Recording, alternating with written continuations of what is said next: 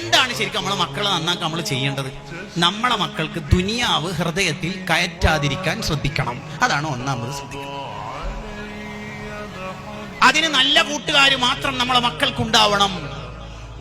മിക്കവാറും കോസ്മെറ്റിക്സും മോഡലും ട്രെൻഡൊക്കെ രൂപപ്പെടുന്നത് അവരുടെ ഫ്രണ്ട്സിൽ നിന്നാണ്. ഒരു മനുഷ്യന്റെ ബുദ്ധി കണക്കാക്കപ്പെടുന്നത് അവന്റെ ഫ്രണ്ട്സിന്റെ വിഷയത്തിൽ അവന്റെ സെലക്ഷൻ നോക്കിയിട്ടാണ്. അവൻ ആരെയാണോ ഫ്രണ്ട് ആക്കണത് അപ്പൊ മനസ്സിലാക്കുക അവന്റെ ബുദ്ധി എത്രത്തോളം ഉണ്ട്. അങ്ങനെയാ കണക്ക്. ഒരാൾ ആരെയാണോ സുഹൃത്താക്കുന്നത് അതിനനുസരിച്ചിട്ടായിരിക്കും അയാൾക്ക് ബുദ്ധി കൂടുതലാണോ കുറവാണോ ഉണ്ടോ ഇല്ലയോ എന്നൊക്കെ കണക്കാക്കപ്പെടുന്നത്. അതെ, ആ അർത്ഥത്തിലാ. അതാണ് മഹത്തുക്കൾ അവരുടെ ഗ്രന്ഥങ്ങളിൽ എഴുതി വെച്ചല്ലോ, ഖലീലുൽ മർഇ ദലീലു അഖ്ലിഹി. ഖലീലുൽ മർഇ ദലീലു അഖ്ലിഹി.